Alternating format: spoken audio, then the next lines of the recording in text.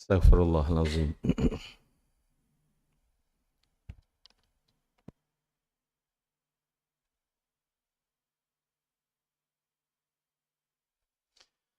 Astaghfirullahalazim. Astaghfirullahalazim. Astaghfirullahalazim. Alladzi la ilaha illa huwal hayyul qayyum. La ilaha illallah wahdahu la syarika lah. Lahul mulku wa lahul hamd. Yuhyi wa yumit. Wa huwa ala kulli syai'in qadir. Assalamualaikum warahmatullahi wabarakatuh. A'udzu billahi minasyaitonir rajim. Bismillahirrahmanirrahim. Alhamdulillah. Nahmaduhu wa nasta'inuhu wa nastaghfiruh. Wa na'udzu billahi min syururi anfusina wa min sayyiati a'malina. May yahdihillahu fala mudilla lah wa may yudlil fala hadiyalah. Assalatu wassalamu ala rasulillah wa man tabi'al huda wa walah wa ba'd. Al-Fadil, Tuan Imam dan semua sekira pegawai dan ahli jawatan kuasa Surau An-Nur yang berusaha pastinya untuk memberikan keselesaan buat kita semua. Dan seterusnya lah, saya kira yang saya hormati dan saya kasihi sidang hadirin dan hadirat, para tetamu Allah yang sama-sama pada malam ini Allah berikan ruang kesempatan untuk kita dapat menunaikan solat maghrib, solat isyak, dan kita sama-sama mengambil peluang antara waktu yang sangat penuh dengan berkat maghrib dan isyak ini, kita pula berada dalam sebuah majlis ilmu.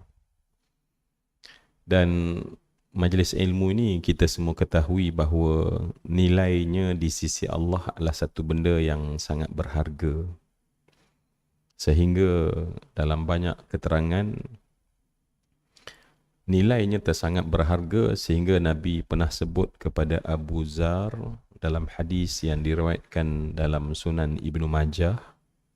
Kata Nabi, "Ya Aba Zarrin, wala an taghduwa fata'allama ayatan min kitabillah khairun min an tusalliya mi'ata raka'atin.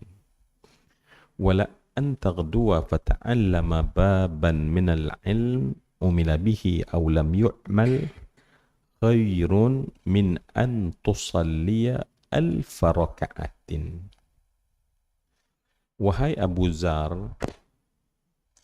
kamu datang dan duduk dalam sebuah majlis ilmu untuk mempelajari satu ayat daripada kitab Allah. Dengan sebab kamu duduk itu, kata Nabi, lebih baik dari kamu mengerjakan solat sunat sebanyak 100 rakaat. Cuba bayang, seandainya perbincangan yang diadakan di surau kita ini, dan malam ini secara khususnya kita membincangkan tentang ayat Allah, maka lebih baik, kata Nabi, maksudnya lebih disayangi, disukai dan diberikan ganjaran berbanding dengan orang yang tak masuk dan kemudian dia memilih untuk buat solat sunat. Kerana ada juga orang kadang-kadang bila masjid adakan majlis ilmu, dia marah, dia kata, ni mengaji amal bila? Maka dia pun tak puas hati, dia pun ambil penjuru-penjuru mana, dia pun semayang sunat. Berapa rakaat minima dia kena semayang sunat? Untuk menandingi kita yang hanya duduk dalam majlis yang Allah letak harga yang sangat tinggi, minimanya adalah 100 rakaat. Saya tak tahulah kalau macam kita di sini, rasanya kalau di surau kita tarawih dulu berapa rakaat ya? Oh, nak habis 8 tu, ya Allah, menggeliat rasa. Apatah lagi kalau nak semayang sampai 100 rakaat. Tetapi kerana Allah letak nilai kepada khalaqah kita pada malam ini sebegitu sekali diangkat oleh Allah. Dan Nabi sambung lagi pada Abu Zar, wahai Abu Zar, kamu duduk dan sehingga kamu faham satu bab. Dan bab itu umila bihi aw lam yu'mal. Kamu nanti, bab yang kamu belajar itu kamu amal atau kamu tak amal, itu persoalan lain. Bukan soal bila kita belajar dan faham, nanti amal barulah belajar ni dapat ganjaran. Tak. Kamu faham sama ada umila bihi aw lam yu'mal khairun, lebih baik, maksudnya lebih disukai oleh Allah, lebih akan diberikan ganjaran dan kelebihan di sisi Allah, min an tusalliya, daripada engkau solat 1000 rakaatin, 1000 rakaat. Jadi ada benda yang Allah, kita hamba ni buat tetapi kelihatannya sedikit tetapi pahalanya banyak, sebab sebenarnya amalan itu begitu banyak kelebihan untuk hamba itu. Ya, begitu banyak kelebihan untuk hamba itu. Kalaulah dia mungkin kita tak rasa berharga lagi, saya tak rasa lagi berharga bila kita datang dan dipanggil oleh Allah dalam halaqah sebegini, sehingga kemudian kita rasa benda ni biasa je. Ya. Maka kita tengok dalam Sunan Ad-Durqutni ada satu hadis yang menyebutkan bahawa kata Nabi, kita semua tahu, semua yang dikasihi sekalian, kita ni ya, bila kita sebut bahawa hamba dan Allah, dan hamba ini dia banyak, dia punya degree, dan degree yang paling tinggi yang akan masuk syurga adalah nabiyyin, nabi-nabi. Saya yakin kita semua tahu kedudukan Nabi. Masakan mereka tak istimewa, mereka mendapat nubuah. Mereka mendapat wahyu yang Allah bagi. Dan kita pasti tak terpilih untuk mendapat wahyu tersebut. Dan di hari akhirat, ya, kalau kita baca suratul Waqi'ah, Allah bezakan dua kelompok.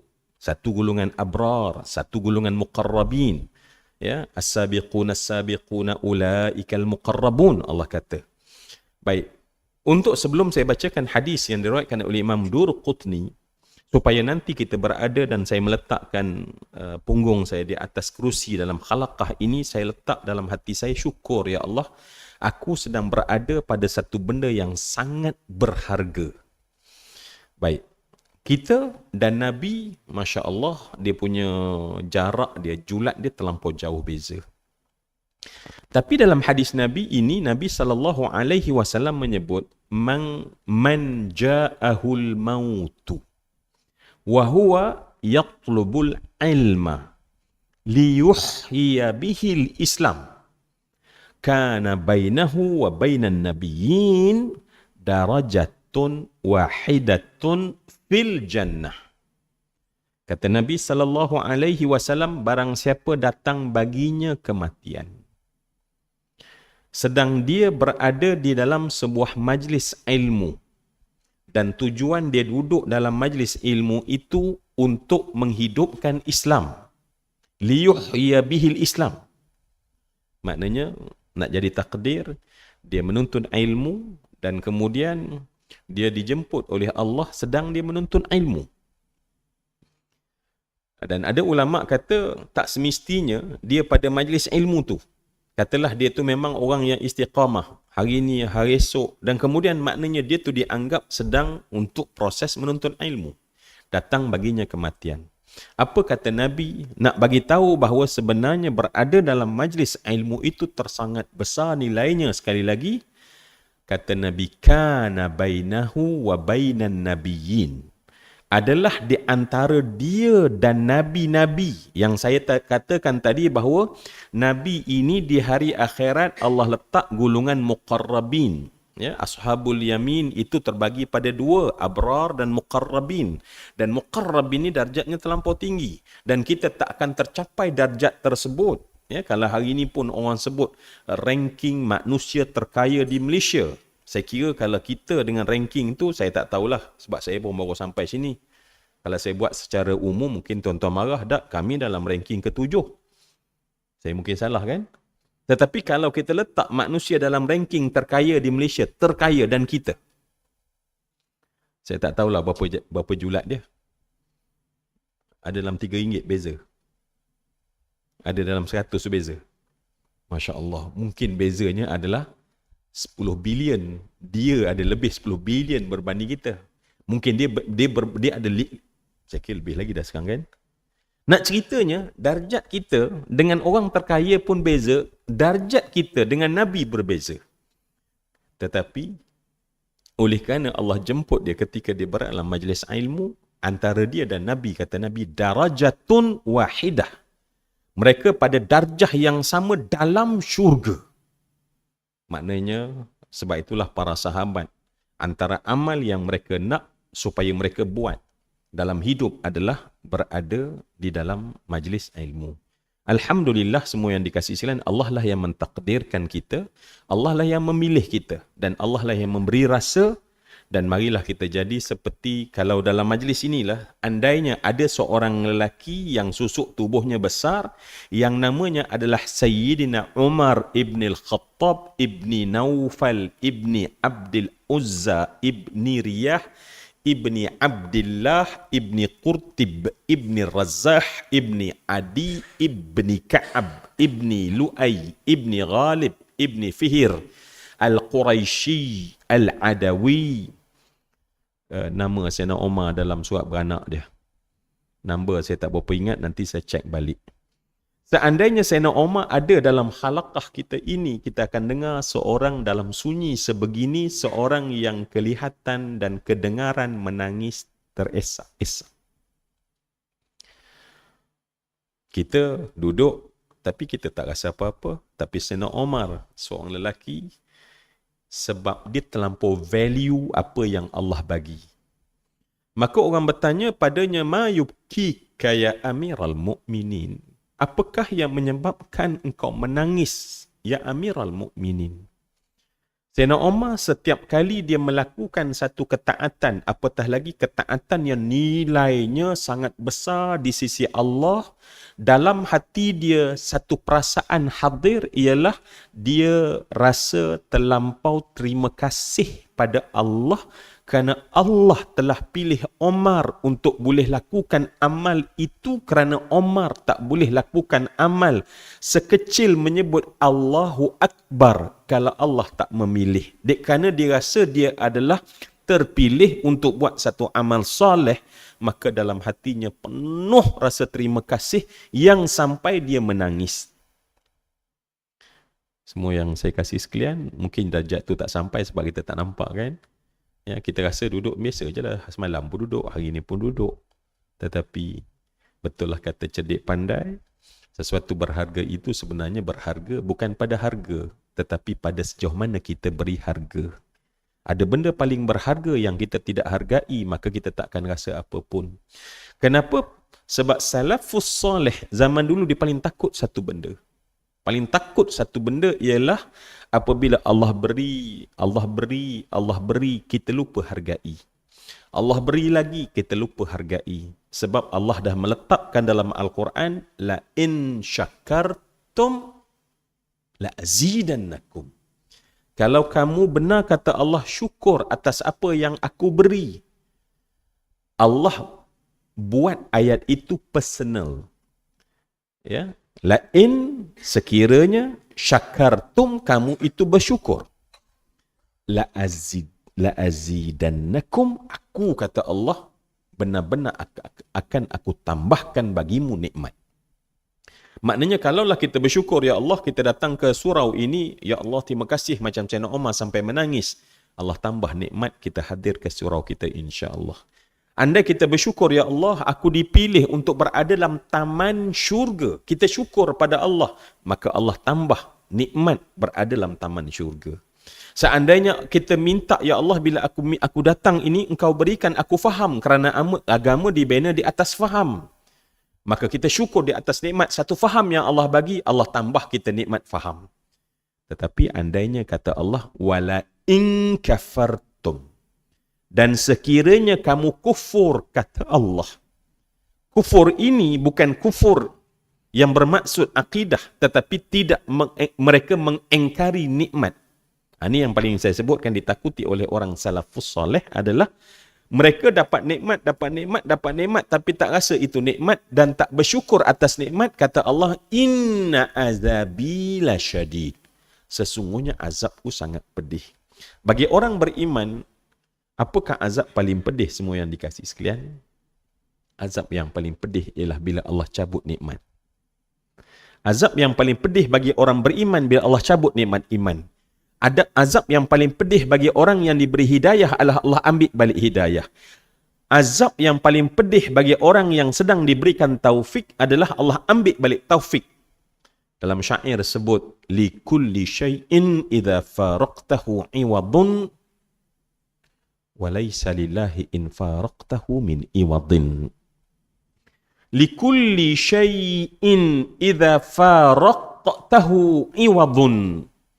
Setiap sesuatu, seandainya kamu berpisah ataupun kamu hilang ianya, akan ada iwab, ganti. Apapun dunia ni sifatnya patah tumbuh hilang berganti. Itu sifat dunia. Hilanglah apapun, akan ada pengganti. Walaysa lillah. Tetapi tidak kalau Allah itu hilang. Maksudnya tidak kalau hidayah Allah itu hilang. Kalau kurnia Allah itu hilang, inayah Allah itu hilang. Kenapa hilang? Sebab kita kadang-kadang tak cukup besar syukur. Ramai orang rasa bahawa dalam hidup ni sabar itu payah. Kita rasalah. Ujian bila datang nak sabar tu payah. Tetapi Allah tak pernah mengulang sebanyak lebih daripada 30 kali dalam satu ayat yang berbaris-baris. Allah tak tanya, ujian yang mana yang kamu tak sabar, ujian mana yang kamu tak sabar, ujian mana yang kamu tak sabar. Tapi yang Allah ulang adalah kurnia mana yang kamu dustakan. Fabi ayyi ala'i rabbikuma tukadziban. Ala adalah apa saja kurnia. Ya, Allah tak sebut nikmat. Sebab nikmat ni setengah orang pandang apa saja yang kita dapat dalam bentuk duniawi. Tetapi apa saja kurnia yang kita dapat, tukadziban, manusia dustainya. Kita tak rasa pun. Maka bila kita tak rasa pun, kita tak syukur. Dalam syair yang dibaca sambil menangis oleh golongan salafus salih, walaysa lillah in faraqtahu min iwadin. Tetapi tidak bagi Allah, seandainya hilang, tak akan ada siapa boleh ganti. Jadi sebab tu semua yang dikatakan, saya menyebut pada diri saya yang kerana kadang-kadang kita buat satu kebaikan berulang-ulang, kita terlupa satu benda untuk meletakkan lapik syukur yang paling luas dalam hati kita atas apa saja kurnia. Dan saat kita faham, maka jadilah kita orang menghargai nikmat tersebut. Saat kita menghargai dan bersyukur, Allah tambah nikmat tersebut. Kenapa semua yang saya kasih sekalian? Sebab ada satu benda yang menakutkan kita daripada syair tadi, dan ini kita biasa dengar dalam hadis Nabi SAW dalam riwayat Imam Muslim. Kalau boleh saya menyebutnya, kata Nabi, hadis ini daripada Abi Abdurrahman Abdullah ibn Mas'udin radhiyallahu anhu, haddatsana Rasulullah sallallahu alaihi wasallam wa huwa sadiqul masduq. Inna ahadakum yujma'u khalquhu fi batni ummihi 40 yawman nutfatan thumma yakunu 'alaqatan mithla dhalik thumma yakunu mudghatan mithla dhalik thumma yakunu mudghatan mithla dhalik thumma yursalu ilaihi al-malak fayanfukhu fihi ar-ruh wa yu'maru bi 4 kalimatin bi katbi rizqihi wa amalihi wa ajalihi wa shaqiyyun aw sa'idun fa wallah alladhi la ilaha ghairuhu inna ahadakum la ya'mal bi'amali ahli al-jannah hatta ma yakuna bainahu wa bainaha illa zira' fa yasbiqu alaihi al-kitab fa ya'mal bi'amali ahli an-nar fayadkhuluha wa inna ahadakum la ya'mal bi'amali ahli an-nar hatta ma yakuna bainahu wa bainaha illa zira' fa yasbiqu alaihi al-kitab fa ya'mal bi'amali ahli al-jannah fayadkhuluha. Hadis ini yang kita baca dalam Sahih Muslim. Kata Nabi daripada Abi Abdurrahman Abdullah ibn Mas'ud. Kita ambil pada poin kita. Sebab Nabi bercerita tentang kejadian setiap manusia dalam rahim ibu.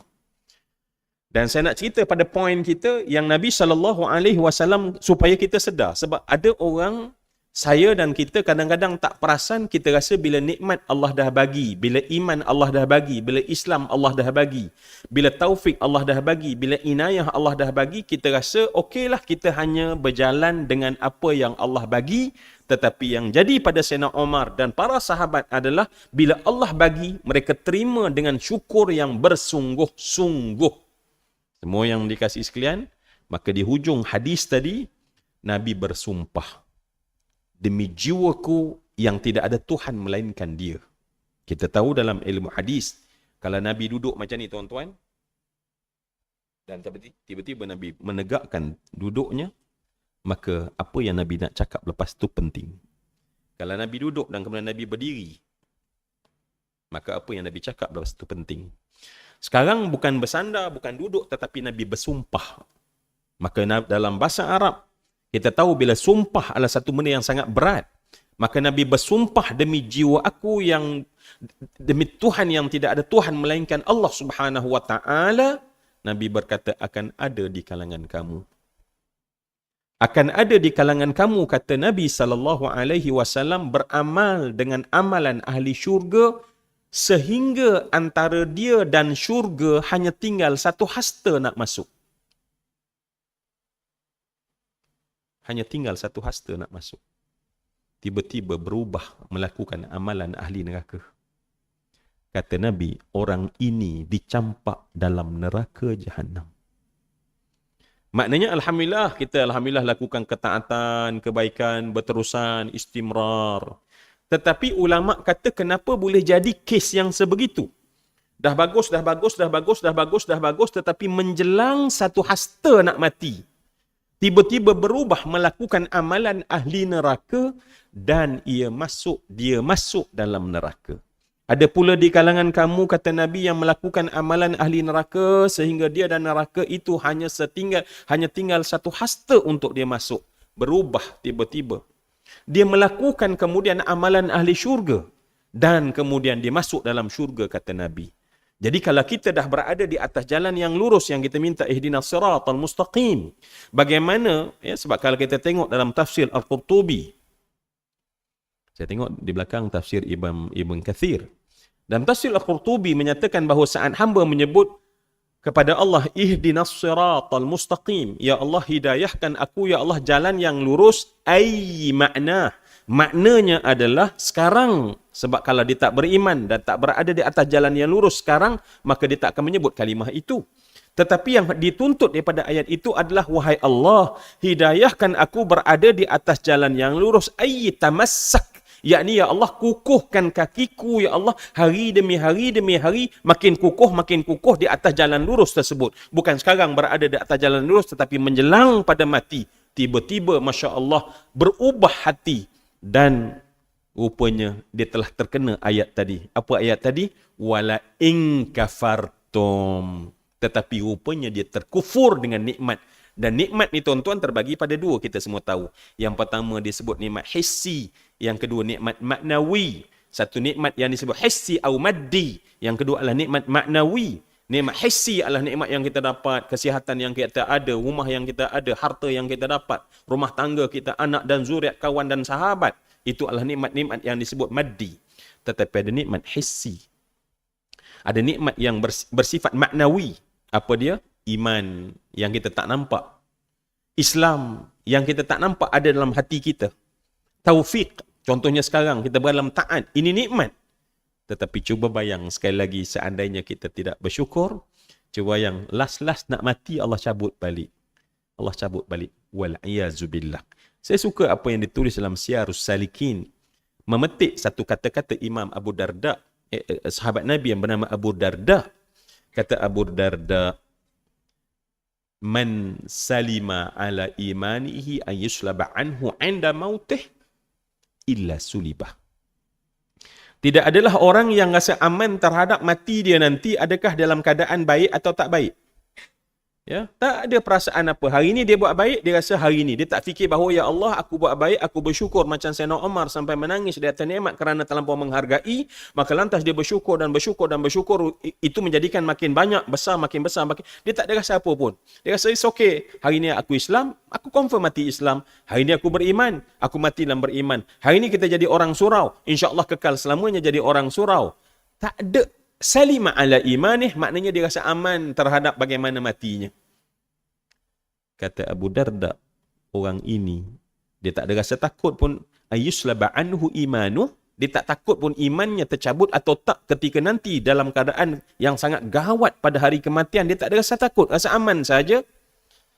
Melainkan orang ini pasti tercabut imannya. Maknanya sebab tu tak ada perasaan. Jadi saya rangkumkan semua yang saya hormati dan saya kasih sekalian adalah, apabila kita dapat melakukan ketaatan, marilah kita bersyukur dan menghargai nikmat kita boleh melakukan ketaatan. Jangan kita dilihat, Allah melihat kita sebagai orang yang tak hargai pun apa yang Allah berikan kepada kita. Sebab itulah Allah sebut dalam Al-Quran, wa qalilun min ibadiyash syakur. Yang biasanya kita terjemahkan sebagai wa dan qalilun, maknanya sedikit. Min dari ibadi, hambaku, hamba Allah, asy-syakur. Kat situ selalu kita terjemahkan sebagai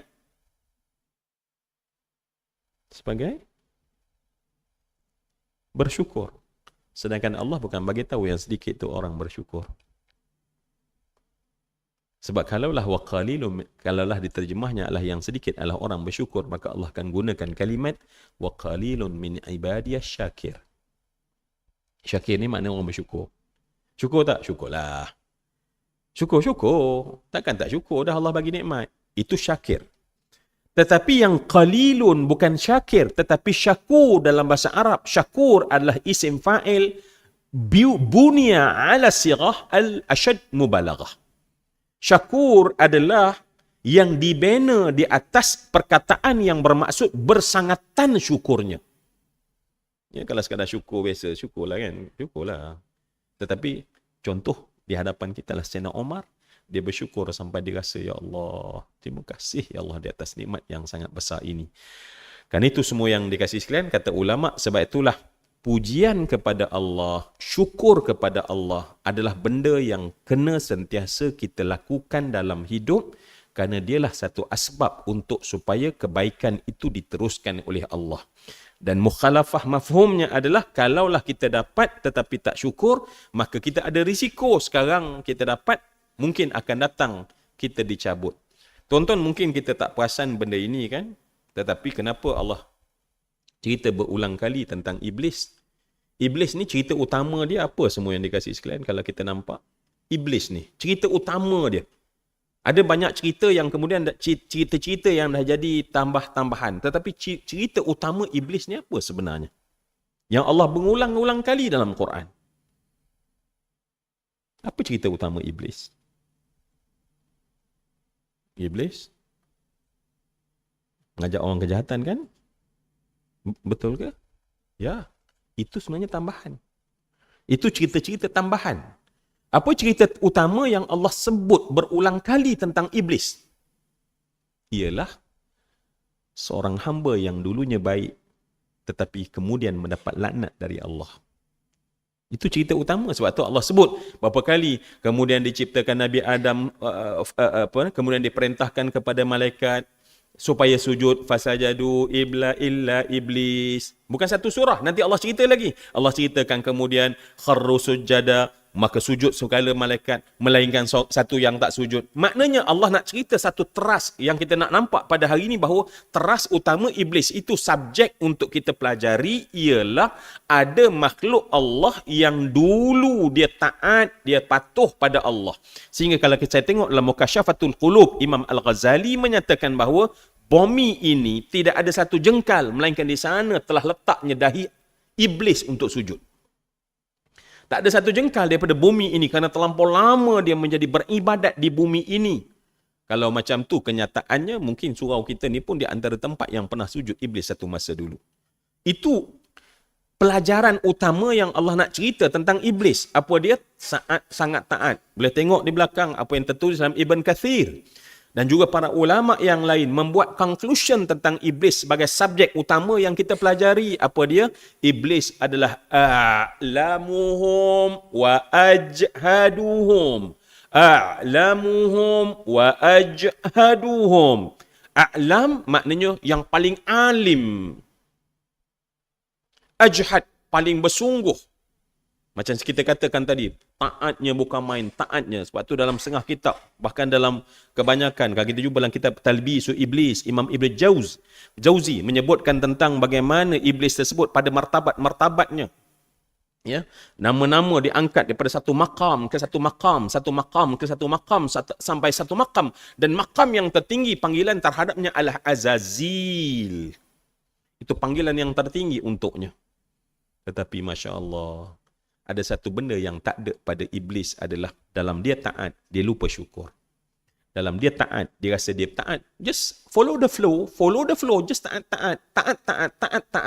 Tetapi rupanya datang satu ujian. Orang yang banyak sujud, tetapi sekarang Allah beri satu supaya sujud kepada satu makhluk yang dia anggap menjadi rival dia di atas kemuliaan sebab dia dah bertukar. Kenapa? Rupanya ilmu yang dia ada, dia rasa itulah kemuliaan dia. Sedangkan ilmu yang dia ada adalah menjadikan dia makin dekat dengan Allah yang macam sepatutnya kita ada. Kita nak ilmu, ya Allah, sebab aku nak makin dekat dengan engkau. Aku tak salah buat dan aku tahu apa yang kau suka, ya Allah. Itulah tujuan ilmu yang kita ada.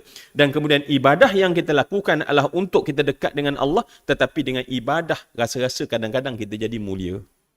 Ya, maka sebab itulah semua yang dikasih sekalian, akhirnya dengan satu ujian dari Allah Subhanahu Wa Taala, maka pada ketika itu iblis tak lepas ujian tersebut. Maknanya iblis adalah dulu orang baik, kana salihan, kana aliman, kana ajhad, adalah merupakan makhluk yang paling alim, paling soleh, paling baik, tetapi berubah. Dan ulama kata satu je, tidak syukur pada Allah. Kita takut kita dalam lebih kurang sama. Ya, kita tak rasa apa pun. Kenapa? Sebab akhirnya kita tak rasa dan kita tidak menghargainya. Saya bila bacakan hadis yang kita sebutkan tadi daripada riwayat Imam Muslim, kata Nabi SAW, inna ahadakum la yujma'u halqahu fi batni ummihi 40 yawman nutfatan thumma yakunu 'alaqatan mithla dhalik. Kemudian Nabi sebutkan tentang betapa ada orang yang lurus tetapi menjelang mati tiba-tiba bengkok dan kemudian masuk dalam neraka. Ada orang yang bengkok menjelang mati. Saya teringat satu kisah. Dan saya rasa kisah ni sangat mengajar, sehingga marilah dalam hati kita, apabila kita sebut dalam Fatihah kita, ihdinas siratal mustaqim, maka sebenarnya itu yang disebut oleh para ulama, para tafsir, bahawa dalam hati kita, ya Allah, bukan taat sekarang yang aku benar-benar mahukan, tetapi ya Allah, kekalkan aku di atas jalan ini. Dan bagaimana cara nak kekal? Pertamanya adalah nimrah wahidah, adalah sejauh mana aku syukur, buka pintu hati untuk menghargai nikmat iman, nikmat Islam, nikmat hidayah, nikmat inayah, nikmat taufik yang Allah telah berikan kepada aku. Syukuri tersebut sampai kalau boleh di malam hari kita kosongkan dunia ini, hanya kita dan Allah.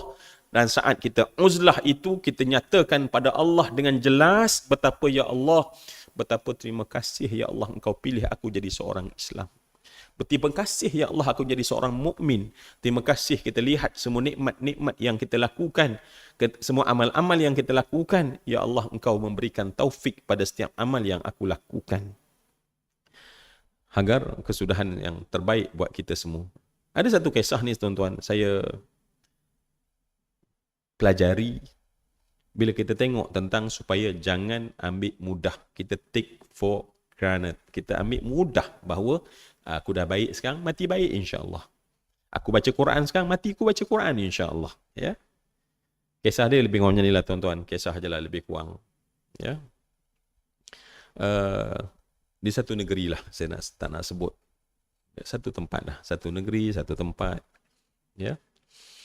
Ada kawasan tu, kampung dia ni agak jauh lah. Agak jauh pedalaman ya, jauh. Dalam kawasan tu, orang Islam minoriti.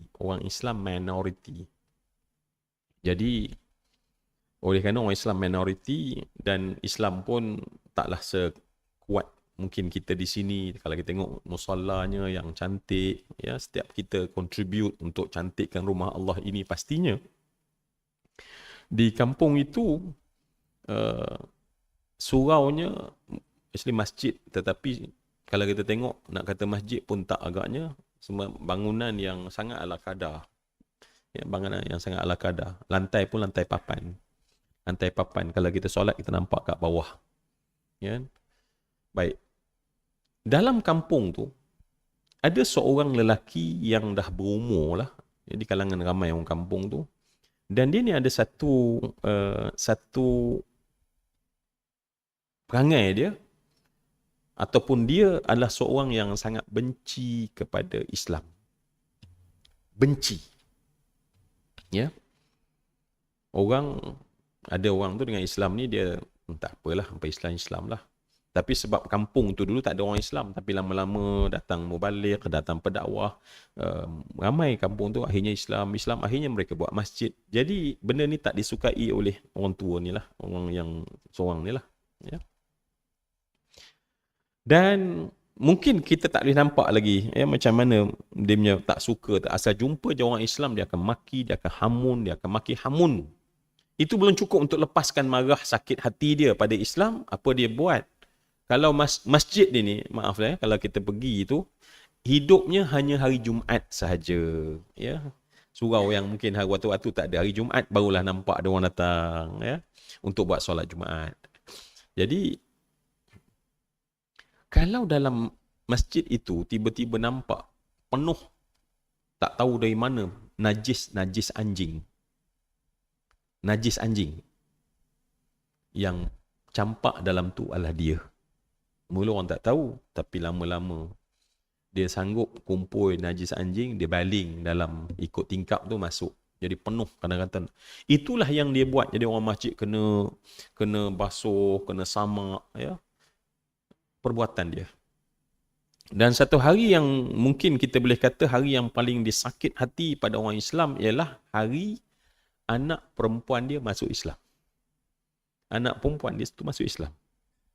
Dan dia hadiah kepada masjid itu apa, tuan-tuan? Sebab anak perempuan dia masuk Islam, dia ambil seekor bangkai anjing, diletak di atas mimbar, kat mihrab mimbar tu, dan dia letak bangkai tu kat tempat yang imam duk baca khutbah tu, ya, kat atas tu dia letak anjing. Dan kemudian masjid tu dah lah kemudian orang pun tak datang. Jadi dekat hari Jumaat barulah pagi-pagi imam AJK datang bersihkan. Dan orang dapati bila datang, ya Allah, busuk bukan main. Dan bangkai anjing tu lendir dia daripada atas sampai ke bawah tu menitik. Dan kemudian orang datang busuk dan orang dah basuh, dah samak. Orang kata dalam 3-4 bulan baru tetap ada. Puas hati dia. Puas hati dia. Tapi orang kampung nak kata apa? Orang kampung nak kata apa? Sebab dia memang benci sangat pada Islam. Sampailah satu hari Jumaat, ya. Sampailah satu hari Jumaat, sedang biasanya dia orang ni hari Jumaat baru datang kemas-kemas, bentang-bentang tikar, ni aljan tu kuasa imam dia orang barulah, nanti datanglah mungkin berapa orang nak sembahyang Jumaat.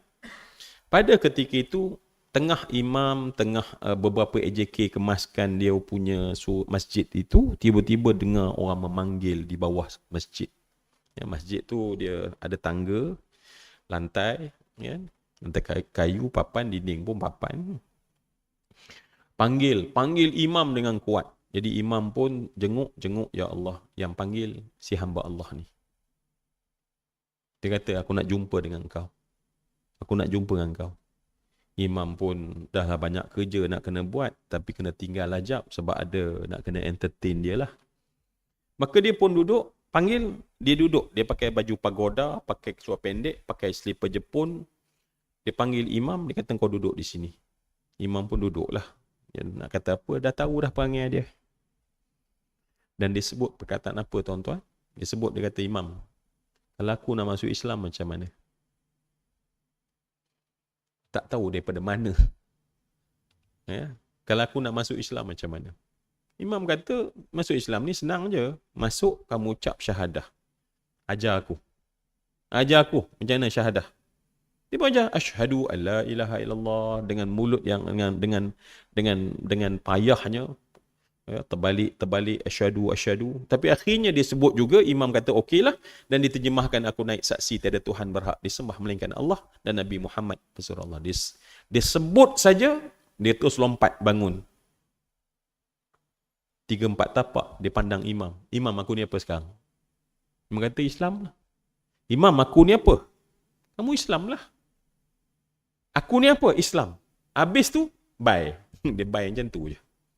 Imam pun tak apalah. Dia naik balik. Orang tanya, apa yang dia nak?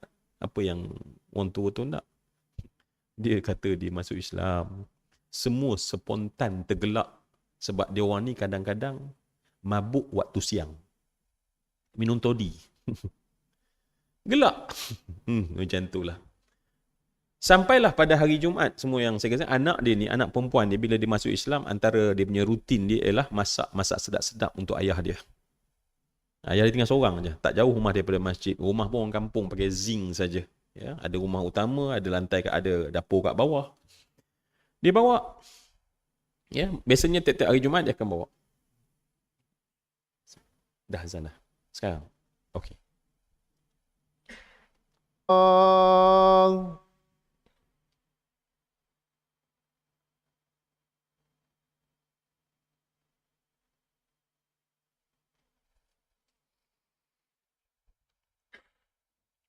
Sidang jemaah yang saya muliakan, insya-Allah kita akan solat Isyak. Bolehkah kalau saya nak habiskan ataupun saya just berhenti saja? Bolehkah sikit? Okey, saya habiskan sedikit ya, insya-Allah. Dan saya kebetulan musafir dan saya lepas ni mohon izin untuk lepas kuliah ni saya terpaksa jalan dululah. Boleh saya? Baik. Baik, kita segera habiskan insya-Allah. Apa yang saya cerita ni sebenarnya semua yang dikasih sekalian dengan tujuan supaya kita mengingatkan diri kita betapa kenapa golongan salafus soleh dulu mereka menangis bila mereka bacakan syair yang tadi saya bacakan, likulli syai'in idza faraqtahu 'iwadun wa laysa lillah in faraqtahu min 'iwadin. Setiap sesuatu kalau hilang daripada manusia ada ganti, tetapi kalau tidak Allah kalau hilang. Dan bilakah masa Allah hilang daripada seseorang? Saat Allah mencabut hidayah, inayah dan taufik. Dan kita bacakan hadis Nabi tadi daripada riwayat Imam Muslim menyatakan bahawa ada manusia yang lurus tetapi kemudian hanya sehasta dia nak masuk dalam syurga tiba-tiba berubah. Dan kita tak nak malam ni oleh kerana kita teralfa. Kenapa? Sebab kita lupa meletakkan syukur. Sebab kenapa semua yang dikasih Islam kita terlupa nak meletakkan syukur. Kita tahu bahawa dalam Al-Quran Allah menceritakan bahawa iblis syaitan apabila mereka datang kepada manusia, kata Allah bahawa syaitan akan datang dengan kata syaitan, thumma la'atiyannahum min baini aydihim wa min khalfihim wa an aymanihim wa an syama'ilihim walan tajidu aktsarahum syakirin. Kalau kita tengok di situ Allah menerangkan bahawa syaitan datang pada manusia ini depan, belakang, kanan, kiri. 4 penjuru datangnya syaitan kepada kita dan seorang pun tak terlepas. Kemudian bila syaitan datang, Allah kata apa dia? Thumma, kamu akan mendapati, iblis kata, syaitan kata, engkau wahai Allah mendapati manusia itu adalah pertama mereka tidak bersyukur. Jadi syaitan ni dia dalam diri kita ni ada potensi dan dia akan serang tempat paling potensi ialah menyerang rasa syukur dalam hati. Sebab tu payah kita nak rasa syukur walau kita dilimpah kurnia dan nikmat. Baik, sekarang saya cerita balik tentang kisah yang saya nak ceritakan tadi. Seorang lelaki yang sangat benci. Yang sangat benci dan saya dah ceritakan tadi. Dan sekarang anak dia hari Jumaat biasa bawa makanan sedap-sedap, maka pergi kat rumah, ketuk pintu tapi ayah tak menyahut. Dan kemudian anak dia masuk, ikutlah pintu yang dia boleh tahu masuk. Dan dapati bahawa di dapur tak ada, maka dia panjat tangga, dia dapati ayah dia sedang baring kat atas. Dan bila kita dah datang, dia pun panggil ayah. Cepat, dia kata, saya macam biasa datang bawa makanan sedap untuk ayah pada hari ini. Dan kemudian dia pergi pada ayah, dikejutkan ayah dia. Dan si anak ni meraung kerana mendapati bahawa si ayahnya telah mengembuskan nafas yang terakhir. Elok je baring, tangan kiam macam bagus je. Atas rumah dia seorang-seorang. Anak ni menangis, dia tak tahu. Dia sedih nombor satu. Kenapa? Sebab dia tak sempat nak sampaikan Islam pada ayah dia. Dia rasa terkilan sangat. Dan dia terpaksa juga bagi tahu bahawa ayah dia meninggal pada pakcik-pakcik dia yang belum Islam lagi untuk diuruskan jenazah. Maka dalam keadaan menangis, dia pun tutup jenazah tu, dia pun turun masuk dalam kereta dia. Dan pada masa tu dia lalu di masjid. Orang pun dah habis sembahyang Jumaat. Dan imam sedang turun daripada tangga. Dia berbelah bagi, dia malu sangat dengan orang kampung sebab dia tahu perangai ayah dia. Dia malu kepada orang kampung sebab dia tahu perangai ayah dia yang sangat benci pada Islam. Jadi kadang-kadang dia banyak kali dia nak berjumpa dengan orang Islam pun dia lari-lari. Kenapa dia malu? Tapi dia rasa sebab keputusan ni tentulah dia kena bagi tahu dan kemudian dia pun parking kereta dia. Imam yang sedang turun, dia pun bagi tahu, Assalamualaikum Imam. Sambil menangis. Ya, Imam tanya, kenapa kamu menangis? Dia kata, saya nak bagi tahu bahawa ayah saya dah meninggal dunia. Ya, ayah saya telah meninggal dunia. Imam yang dengar berita tadi terduduk di atas tangga tersebut. Terduduk di atas tangga. Imam pun, si anak ni pun, ingatkan kalaulah bagi tahu ayah dia meninggal, imam tentulah, Alhamdulillah, selesai satu masalah. Tetapi imam terkejut sampai terduduk dan menangis. Jadi sampai dia pun terkejut sampai kenapa imam perlu menangis. Dia tanya kenapa imam? Anak ni tanya kenapa imam? Imam dalam teresak-esak menangis. Dia kata apa? Aku sedang duduk di tangga ini yang ayah kamu datang pukul 10 tadi. Pukul 10 dia datang. Kenapa dia datang? Dia cakap pada aku bagaimana nak jadi seorang Islam. Dan di tangga inilah dia duduk dan aku ajar syahadah, dia ucap syahadah. Dan di tempat kau berdiri itulah dia berdiri dan tanya aku 3 kali, aku ni apa? Dan saya sebut, kamu Islam. Aku ni apa? Kamu Islam. Dan sekarang dia dah meninggal, doktor sahkan dia meninggal lebih kurang pada pukul 12. Pukul 10 masuk Islam. Pukul 12 dijemput oleh Allah. Satu maksiat pun dia tak sempat nak buat. Satu dosa macam kita ni yang terlalu banyak heret dosa ni, yang nak jumpa dalam Allah, nak masuk dalam Allah, nak bertemu dalam syurga, masuk dalam syurga Allah Subhanahu Wa Taala, yang begitu banyak dosa yang kita bawa. Tetapi cuba bayang orang yang memeluk agama Islam. Di hujung hayat dia, tak sempat dia melakukan kemaksiatan. Allah panggil nyawa, Allah ambil nyawa dia dalam keadaan seperti bayi yang baru lahir. Ni yang Nabi sebut tadi. Fa walladzi la ilaha ghairuhu inna ahadakum la ya'mal bi amali ahli an-nar hatta ma yakuna bainahu wa bainaha illa zira' fa yusbiqu 'alaihi al-kitab fa ya'mal bi amali ahli al-jannah fayadkhuluha. Dia dengan, kata Nabi, dia dengan neraka hanya tinggal satu hasta nak masuk. Menjelang mati, tiba-tiba dia melakukan amalan ahli syurga. Apa amalan ahli syurga? Orang kafir adalah memeluk agama Islam. Dan kemudian menghembuskan nafasnya yang terakhir. Dan kata Nabi, orang ini masuk dalam syurga. Semua yang saya kasih sekalian, kita bukan pada yang kedua, kita yang pertama. Buat amal soleh, amal soleh, amal soleh, amal soleh. Adakah akan terus lurus sampai menjelang kematian? Maka kuncinya pada sejauh mana kita bersyukur di atas nikmat Islam, iman yang telah Allah berikan kepada kita, nikmat taufik yang Allah berikan kepada kita, nikmat inayah yang Allah berikan kepada kita. Dan kita harap kita termasuk dalam apa yang Allah kata, la in syakartum la azidannakum, kalau kamu syukur Allah tambah. Jadi kita doa semua yang dikasih sekalian di penghujung ini, agar Allah Subhanahu Wa Taala mengekalkan kita dalam iman. Allah menambahkan dan menebalkan iman dalam dada kita ini. Allah campakkan kebenaran seperti mana Allah campakkan kebenaran kepada semua orang-orang baik, saleh di zaman lampau, sejak dahulu sampailah kepada zaman Nabi dan Nabi SAW.